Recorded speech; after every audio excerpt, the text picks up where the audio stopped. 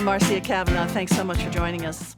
Well, we now live in a totally Phase 2 state since Orleans Parish has joined the other 63 and moving from Phase 1. Data will determine the future and Phase 3. We'll look tonight at the numbers and what to anticipate. We also will examine protests to defund police departments, some history questions, the debate over the phrase "all lives matter," and museums reopening. Joining us are tonight's Informed Sources. Errol Laborde, producer of Informed Sources, Will Sutton, columnist, the Times-Picayune, the New Orleans Advocate, Don Ostrom, Channel 12's Future Watch reporter, Gordon Russell, managing editor, the Times-Picayune, the New Orleans Advocate. And we are going to stay with Gordon right now. Orleans Parish on Saturday joins the rest of the state and moving into Phase 2. So how are our numbers looking now? And, is Phase 3 going to be not too far down the line, do we think? Probably a little early to start talking about Phase 3, but I guess it's encouraging that we're moving into Phase 2. And it's complicated because, as you said, the rest of the state has already moved into Phase 2. New Orleans is 8 days behind the rest of the state, and that was a decision made by Mayor LaToya Cantrell to be cautious given the death toll and everything else that coronavirus has done in Orleans Parish, which has been more severe here than anywhere else. So the rest of the state has been ahead of us. And where we are with the data is a little bit confusing because the rest of the state has been in Phase 2 for 8 days, but that's really not enough time to assess how Phase 2 has impacted the growth rate of the virus.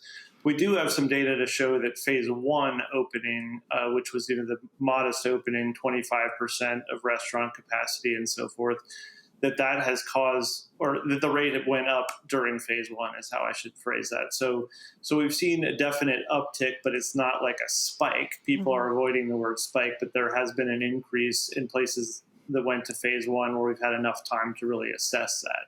We haven't really had enough time to assess it everywhere, like in New Orleans. So obviously we'll be watching this closely. There are some places where we are seeing more worrisome upticks in Louisiana, but nothing really in our area. But the Monroe area in particular has been one of the hot spots in the country.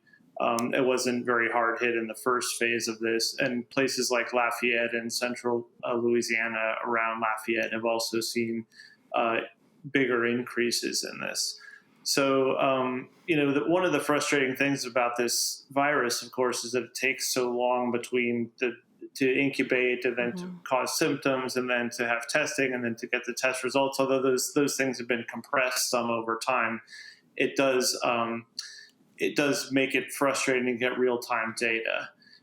We also have had, of course, these very large marches recently over the Black Lives Matter marches, and that's been a concern among some epidemiologists that those could cause upticks as well. You had 5,000 people at some of these marches, and they're outdoors, of course, and most people are wearing masks, but it is a mass gathering of the sort that is discouraged during this period. And we haven't had time to see whether anything like that has had an impact either.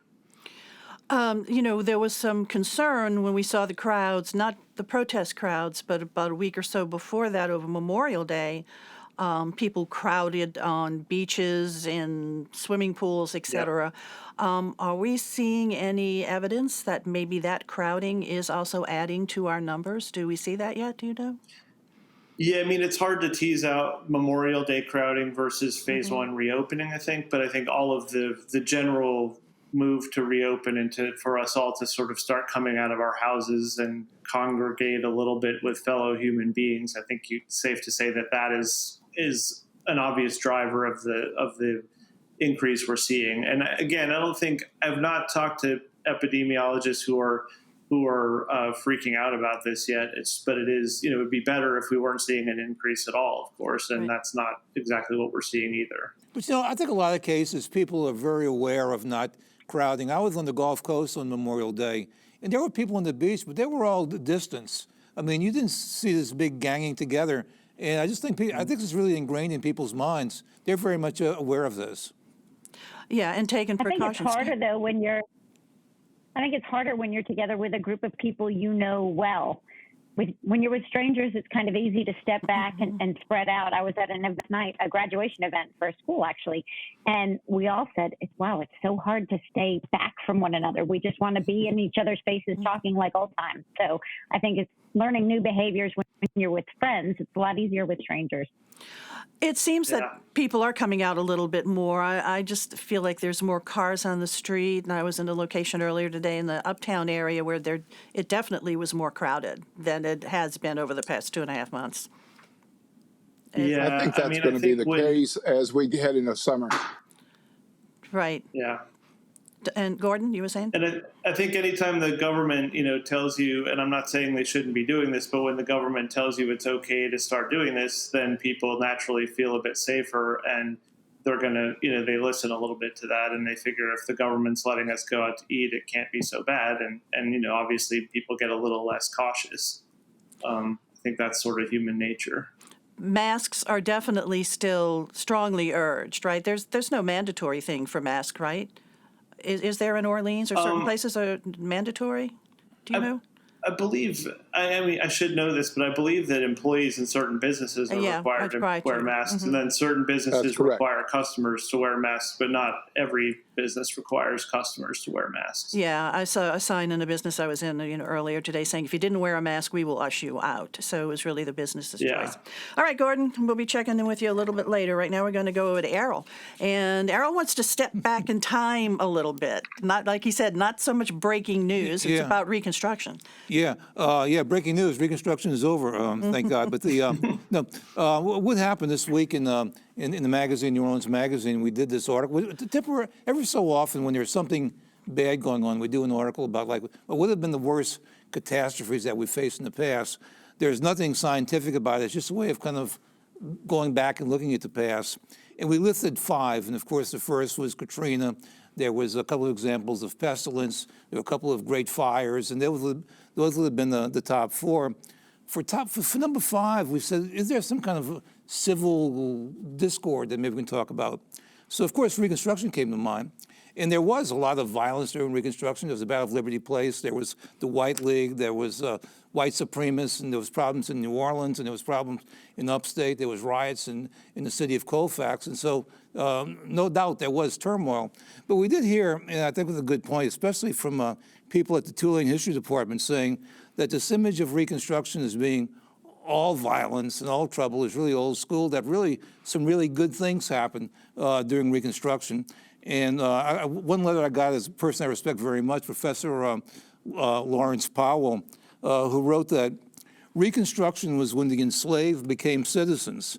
Blacks won the right to vote and sit on juries. Schools were successfully desegregated, and steamboats and trains, streetcars and taverns were emphatically told that separate was not equal. Nowhere else in the South, or in the nation for that matter, did Reconstruction's egalitarian trust advance as far or as enduring in New Orleans. That legacy still resonates. And Professor Randy Sparks also wrote a long, detailed letter, but I think a really moving passage is that he says, Reconstruction was a true moment of hope when people fought to bring the nation in line with its highest and noblest ideals. So it's really an interesting perspective. And boy, I'd love to go to a big seminar about Reconstruction where people can just speak civilly about it, because I think it's a period, it's so removed and it's got all these images, but it certainly, there's some enlightening discussion right there. Another issue was, within the article, we said that it was good that the Union won the war. And to me, I thought that was a no-brainer comment. I don't think anybody really questions that. But the point was, the example we gave, we were thinking of politically, the political implications. And of course, had the Union lost the war, had the South become its own country, then this continent would have been divided. And who knows what would have happened in the future if we would have become a balkanized country. So we're kind of talking about the problems that would have caused. Well, some people says, yeah, but the worst thing, of course, is slavery. I mean, had the Union not won the war, there would still be slavery. Well, of course, and I guess what we're thinking is that the Union winning the war kind of emphasized that meant that slavery was over. And of course, the Emancipation Proclamation was already in process too. So we would think of that as being a given. But there was just a lot of thought out there. But I think one lesson historically that you can look at is that sometimes that there are tragic things that happen within a broader circle of great things. And we shouldn't let the bad things overshadow the great things. This is which apparently would happen with Reconstruction. And to refresh everybody's knowledge of history, Reconstruction, the years are? Well, it ended in 1877. So post-Civil War to 1877. Yeah, 1877, yeah. All right, E, thanks a lot. And well, we're going to go over to you because you wrote really such a strong column, you know, in this era now of protest, which is sort of raising a national consciousness about the legacy of slavery and deep-rooted bias and racism. And so you dealt with the phrases, the slogans, the brands, whatever that are out there. Black Lives Matter, all lives matter. And your column was really, really quite, you could feel it, really heartfelt and really a great one. So tell us about it. Well, as I have watched what's been going on in recent weeks, I took time to think about how we got to this place in time. And I'd like to remind the viewers, and I'd like each of us to remember, that there was no such thing as Black Lives Matters until 2013. The Black Lives Matter language was a result of Black folks, a small number of Black folks, responding to what was happening with George Zimmerman and with the Trayvon Martin case in Florida. And it wasn't like a whole bunch of people protesting. It was mostly on social media. Those people found each other. And then when we had the Mike Brown problems in Ferguson, that's when there started to be organizing and protesting around the words Black Lives Matter. So one important part of this is to remember the short history of Black Lives Matter. There was no All Lives Matter. The problem with All Lives Matter is it's reactionary. There was no All Lives Matter movement. There was no All Lives Matter language. Black Lives Matter has been its own thing, and it has continued to evolve.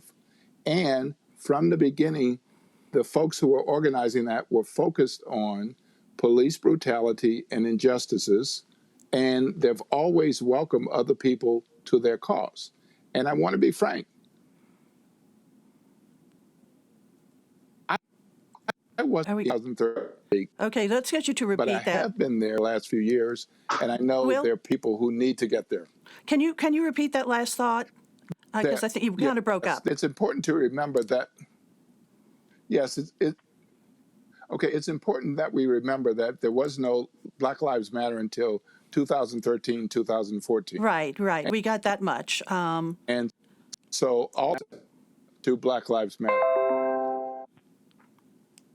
So let me direct you back right now to your column, and the point that you were really driving home in your column about Black Lives Matter, and as opposed to All Lives Matter. Yes, the Black Lives Matter movement is a young one, and it has been growing. And All Lives Matter is nothing but reactionary. Right. The Black Lives Matter movement and protest has been inclusion focus from the beginning. And it's really offensive when people say all lives matter when the point is to attack Black Lives Matter. That was one of the primary points that I was making in the column. And, you know, you also recounted some personal experiences that you have had as a Black man in America that were, you know, just really very upsetting and frightening to you. Can you tell us about that? Have we lost Will? Absolutely. It's one of a number of experiences. One of a number of experiences, and in this particular one, I had gone to the grocery store, done some shopping, had bags in my hands, walking up to my apartment door. Police officer was coming by, driving slowly, slowing down, got out of the car, and rushed over to me with his hand on his gun in his holster. This was frightening to me because no one else was on the street, and I was uncertain what was going on, what the issue could possibly be. But I calmly asked him if I could show him my key, that I was going into the apartment where I lived. And part of the problem was that I had bags in my hand, so I couldn't show him that I didn't have anything. So I was asking for permission to do that. And it wasn't until he confirmed that it was okay, I was able to open the door, that he then said thank you and started walking away. And it wasn't until that moment that I felt comfortable, that I could breathe, that it was going to be okay, and I could move forward.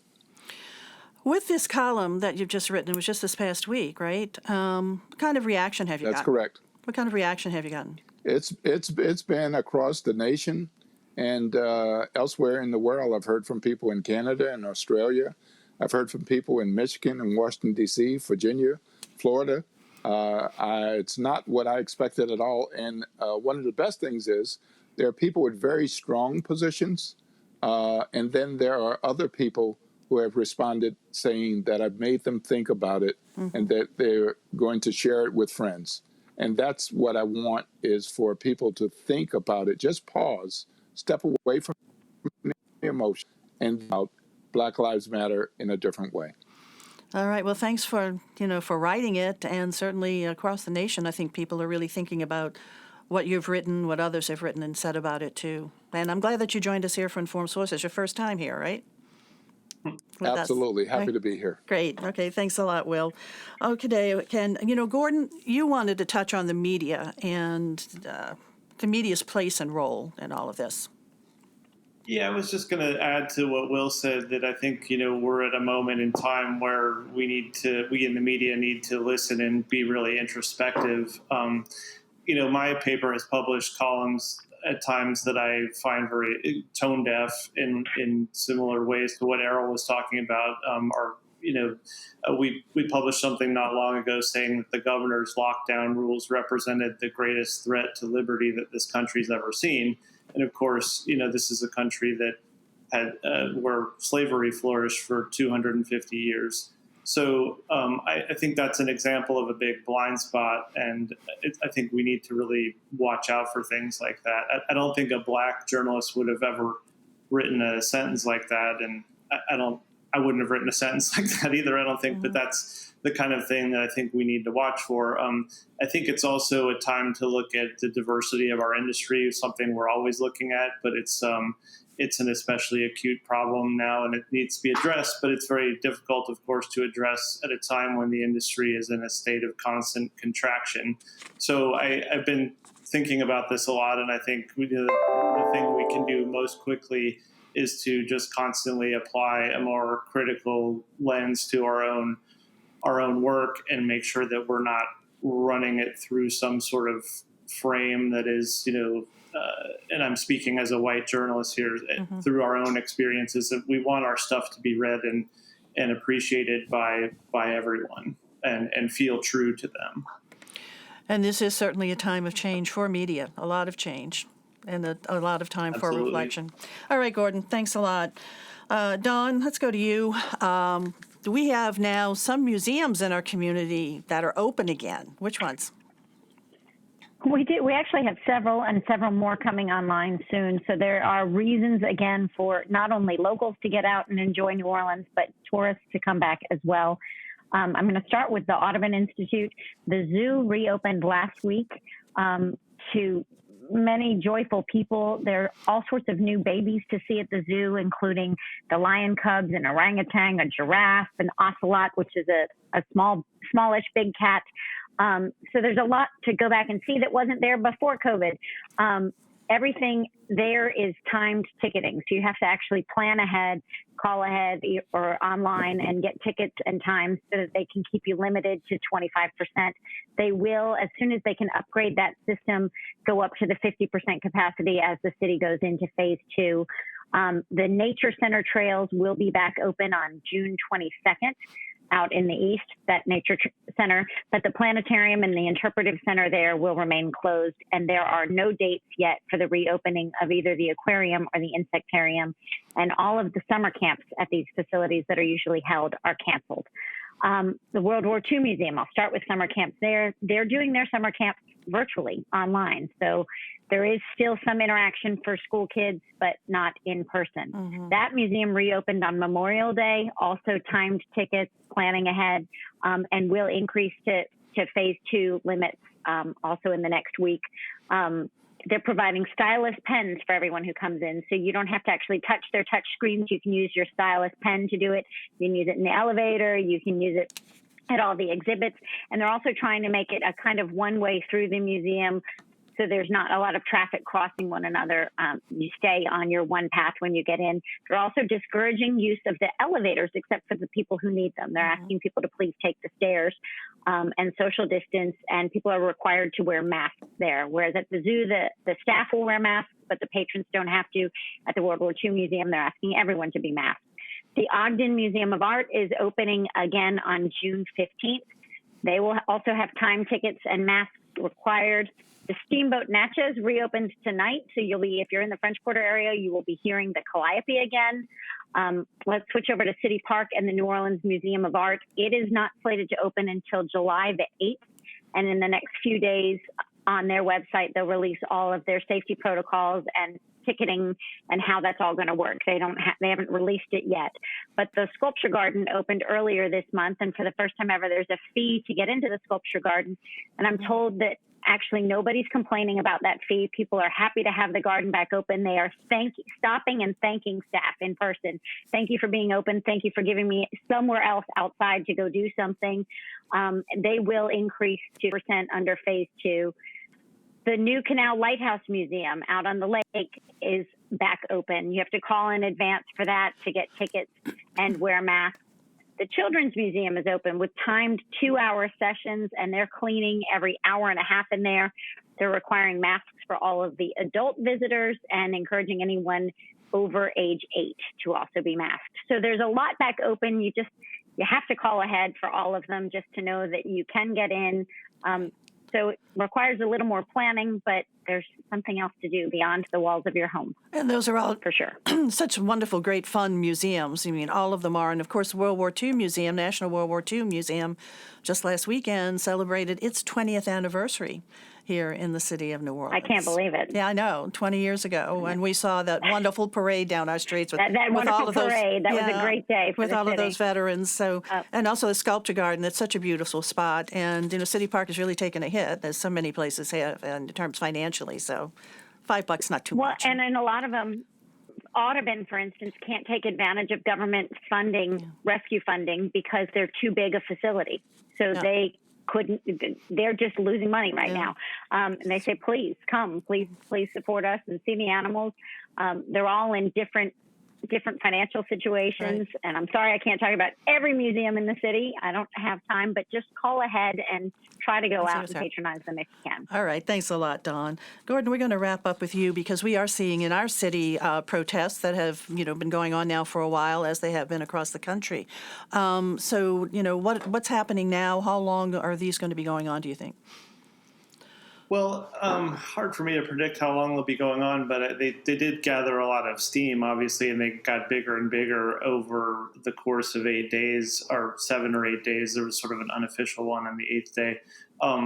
And sort of, the tropical storm Cristobal kind of, I think, they were planned to end then anyway, and that kind of wiped everything out for a while. But I wouldn't be at all surprised to see this gain steam again as it continues to go on around the country.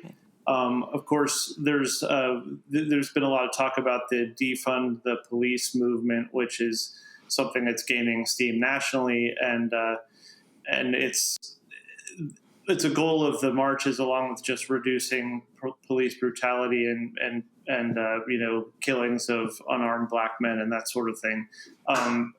Defund the police is something that you didn't hear a lot about before this round of protests, and it's kind of a continuum of ideas, which all the way from actually getting rid of police departments, which I think may be a little pie in the sky, to just reducing funding for police and also reducing their kind of areas of responsibility. I think there is so maybe I wouldn't say a consensus, but a growing feeling that maybe police are called upon to do too many things. They break up, they deal with drunks on the street, they deal with mentally ill people all the time, especially, now since there's been so many cuts to mental health funding, that's a thing that police have to deal with a lot that they may not be particularly well equipped to deal with. So there's kind of this wide range of reforms people are looking at. And among the protesters, I think there's the people who want to kind of get rid of police almost entirely versus people who think that we should just demand that our police do a better job, or it should be policed more humanely and not and sort of things like police brutality, and just have zero tolerance towards that. Of course, in New Orleans, we had the marches went really well until we had the incident on the bridge the other night where police deployed tear gas. They said it was necessary because the protesters weren't listening to their directives to get back, and some of the protesters were allegedly breaking through lines against orders. But let me jump in here. For the most part, they've been peaceful protests with totally people getting their peaceful, point except across. for that. Yeah. For that. Yeah, that's the only one that sort of devolved into any chaos. Okay. And there was, in fact, the night before, there was this remarkable moment where the police kneeled with the protesters, and it was kind of a, kumbaya moment, for lack of a better phrase. Okay. All right, Gordon. All right. Well, we're going to have to wrap up this segment right now because we're just about out of time. So now I'm going to ask you guys, phase 2, what is it you most want to do? E, starting with you. Well, Riverwalk is opening this weekend, and to be at Riverwalk and to go to that outside deck and to walk along the river, get an ice cream or something, is really a great view. To see the traffic on the river. Unfortunately, not going to see many cruise boats yet, which is the lifeblood of Riverwalk, but at least that's back. Okay. Will, you.